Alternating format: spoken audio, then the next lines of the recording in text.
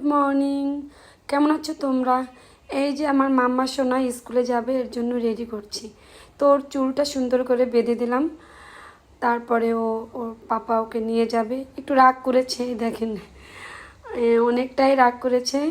তাকে কেন আদর করলাম না, তারপরে আদর করলাম, তারপর সে ঠিক হলো। এই যে এখন পাপার সাথে সে চলে যাচ্ছে আর টাটা দিচ্ছে, অনেক খুশি।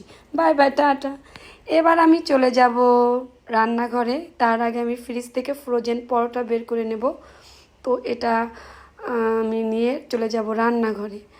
তো আজকে হবে পরোটা, আর ফ্রিজে মিষ্টি আছে, কিছু সবজি আছে, ওটা গরম করব ওভেনে, এই আর কি। তো এই যে দেখো, পরোটাগুলো নিয়ে এসে আমি একটা একটা করে ভেজে নেব। তো পরোটাগুলো ভেজে নিচ্ছি। এই পরোটাগুলো আসলে তেল দেওয়া লাগে না, অল্প তেল দিলেই হয়ে যায়। আমরা আবার একটু তেল বেশি না দিয়ে, মচমচে না হলে খেতে পারি না আর কি, তেল না দিয়েও ভাজা যায়। তো এই যে একটা একটা করে পরোটাগুলো ভেজে নিচ্ছি। আর এদিক থেকে আমি ফ্রিজ থেকে সবজিটা বের করে নিয়েছি ওভেনে গরম করার জন্য। তো এই যে দেখো, আমার পরোটা ভাজা শেষ, আর এদিকে আমি ওভেনে সবজিটা গরম করে নিলাম। আর ফ্রিজ থেকে মিষ্টিটা বের করে এই যে 3 পিস মিষ্টি নিয়ে নিলাম। সবজি, মিষ্টি আর পরোটা, এই দিয়েই আজকে আমাদের নাস্তা হয়ে যাবে। তারপরে বসিয়ে দেবো চা। চা না হলে তো সকালে চলবেই না। 1 কাপ চা আমার সারাদিনের মানে এনার্জি। তো এই যে চা, দুধ, চিনি এগুলো দিয়ে একেবারে বসিয়ে দিয়ে চলে যাব নাস্তা করতে। তো এই যে আমি নাস্তা নিয়ে যাচ্ছি, অদ্রিজার পাপা আর আমি দুইজনেই এখন নাস্তাটা করে নেব। তো এই আমি নাস্তা করা শেষ, চলে যাব রান্নাঘরে দুপুরের রান্নার জন্য। বিলে মাছ বের করে নিয়েছি, তো কয়েক পিস রান্না করব আর বাকিটা ফ্রিজে তুলে রাখবো। তো এদিক থেকে চা খাওয়াটা আর হয়নি, চাটা নিয়ে নিলাম। চা খেয়ে আবার চলে আসলাম রান্নাঘরে। বিলে মাছটা কিছুটা রেখে কিছুটা ফ্রিজে রেখে দিলাম। তার ভিতরে আমি ভাত বসিয়ে দিলাম, আর এদিক থেকে মাছটা হলুদ লবণ দিয়ে মেখে নিচ্ছি। বসে দেবো এখন মাছ ভাজি। তো কড়াইতে তেল দিয়ে গরম করে মাছটা ভাজে বসিয়ে দিলাম। বিলে মাছ খেতে অসাধারণ লাগে, ধনিয়া পাতা দিয়ে পাতলা ঝোল আর কি, এই আর কি।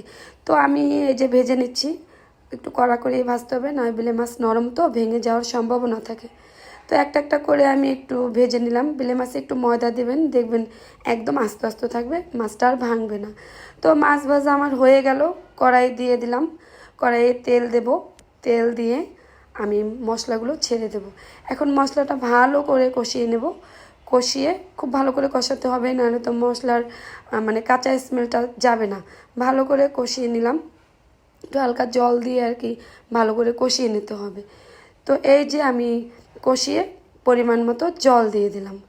জল দিয়ে একটু ফুটিয়ে নিয়ে বেলে মাছগুলো আস্তে আস্তে করে ছেড়ে দিলাম, যাতে না ভাঙে।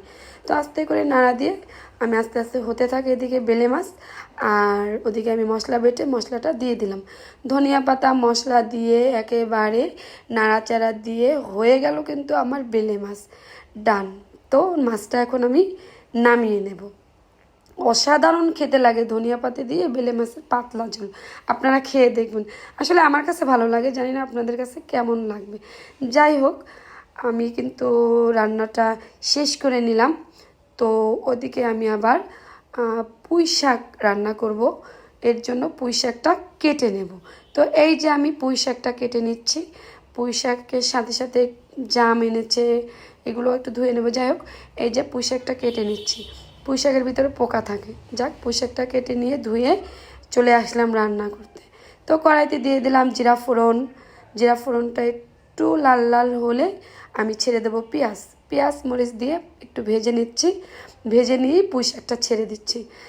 পুঁই শাক ছেড়ে দিয়ে তার ভিতরে অনেকটা পুঁই শাক, কিন্তু তার ভিতরে হলুদ লবণ একটু ধনিয়ার গুঁড়া দিয়ে নাড়াচাড়া দিয়ে ভালোই একদম একটু ভালো করে ভেজে নেব।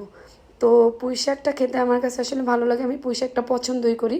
তো এদিকে এই যে জাম লিচু এগুলো আপনার ভাইয়া নিয়ে আসলো, এই যে। তো আমি একটু জাম মেখে নেব। জাম মাখা আমার খেতে খুব ভালো লাগে। যাক, আপনার ভাইয়াকে দিলাম, আমিও নিলাম। এই যে জাম খাচ্ছি, আর ওদিক থেকে পুঁই শাকটা হচ্ছে কিনা সেটাও দেখছি। যাক, পুঁই শাকটা অর্ধেকটা হয়ে আসছে, আর কিছুক্ষণ হলেই পুঁই শাক হয়ে যাবে। এই যে আমার পুঁই শাকটা কিন্তু হয়ে গেল, জল দিয়ে দিলাম, একটু সেদ্ধ হতে বাকি, একেবারে পুরোপুরি পুঁই শাক ডান। এবার আমি পুঁই শাকটা নামিয়ে নিলাম। পুঁই শাক হয়ে গেল, বেলে মাছ হয়ে গেল, ধনিয়া পাতা দিয়ে পাতলা ঝোল কেমন হলো বলবেন। Tata, bye bye.